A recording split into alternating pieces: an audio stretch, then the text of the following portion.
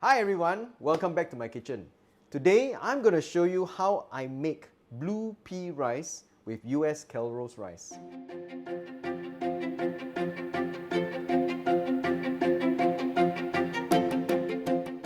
Blue pea rice is now very popular.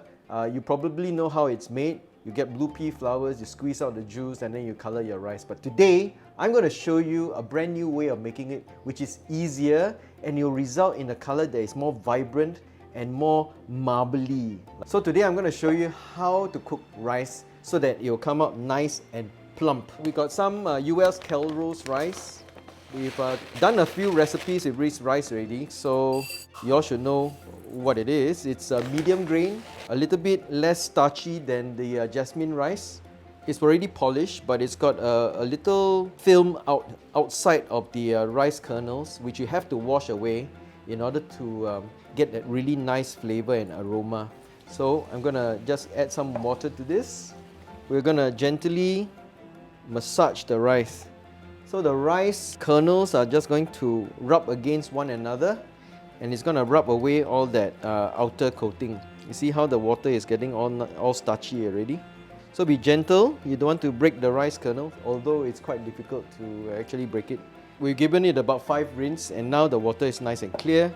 I'm just going to leave it for at least half an hour to an hour for the rice to soak. And after soaking, you can see that the rice changes color. Okay, so this is the trick. I know a lot of people don't actually soak their rice. The way the Chinese cook rice is just wash the rice, water, and then you put it in a rice cooker. But the Japanese always tell you that it's much better if you soak your rice. I'm just going to drain this rice now.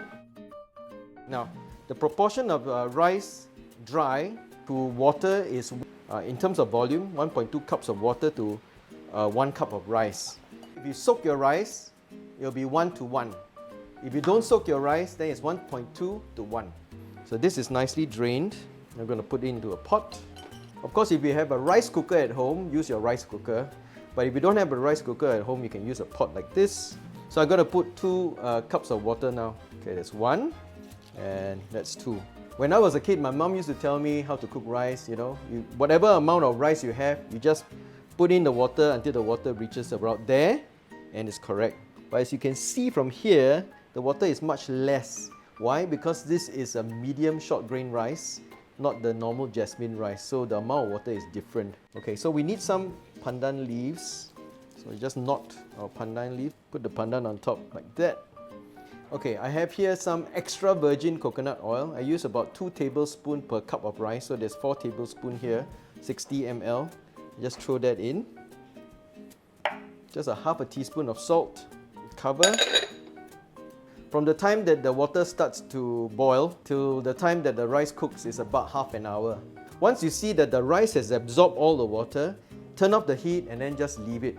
So we're going to be preparing the blue pea flowers now. These are freshly harvested flowers. I happen to have a plant outside. Some of them call it Asian pigeon wing flower. But the biological name for it is Clitoria ternatea. And it's named after the female reproductive organ. I think you can see the resemblance. If you can't get hold of fresh blue pea flowers, you can get them dried like this. First thing we're going to do is we're going to get rid of this green part. We're just going to pluck it off because this blue part is what we want. Usually the way that people teach you how to do blue pea rice, right, is to soak the flowers, get the colors out. I'm going to take a bunch of the flowers, roll them up, just slice them as thin as you can. This extra step really helps to get the colors more even, because if you don't slice the flowers, it doesn't distribute very well in the rice. The rice has fully absorbed the water already. This is where we throw in the blue pea flowers. And then continue to cook. Once you see it stops bubbling, maybe another 2 or 3 minutes, we're going to turn off the heat.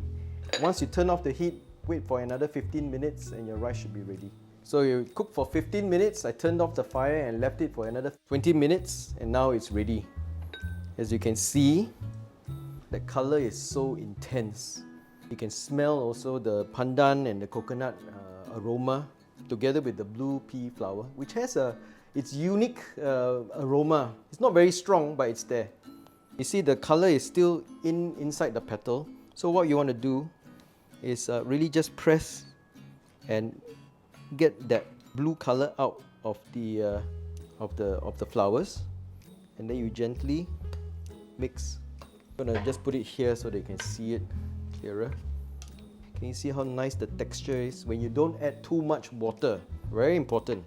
Okay, and then with the US Calrose, right, you get that plump, very moist, a little bit chewy kind of rice grain, which is very nice for this particular dish.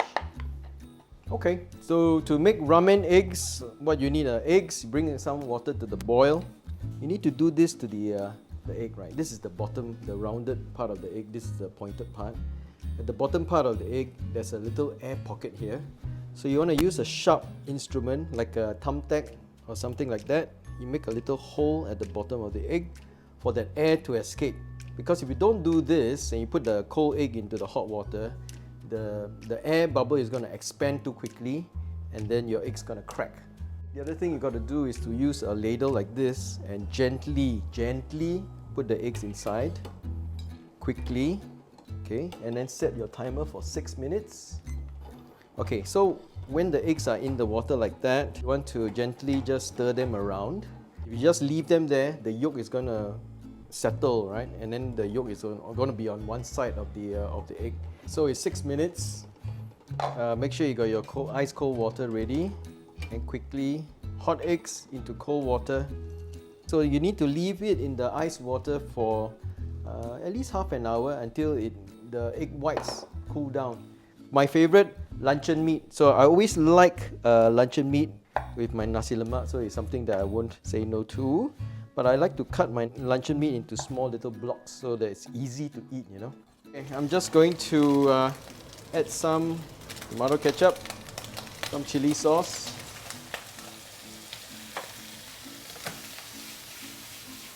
just a bit of sugar. So this is very good for kids who don't want to take the chili. At least it gives them a bit of something to go with the rice. So I got my blue pea rice. I'm just going to put some shallots. I'm just going to put maybe a blue pea flower here. Of course, Nasi Lemak must have the ikan bilis and peanuts. I'll have some cucumber. I got some of this popcorn chicken. Got some achar, because some people are talking about achar. Of course, you need to have our egg. Ooh, look at that! Beautiful, isn't it? I'll put in my luncheon meat. Nowadays in Singapore, a lot of these things are available on the supermarket shelf. So I went shopping and I got 4 different Nasi Lemak chili. Try out until you get the brand that you like, and then you just use that one. It looks like Nasi Lemak chili, right? Nice and moist and oily. Okay, so simple, right?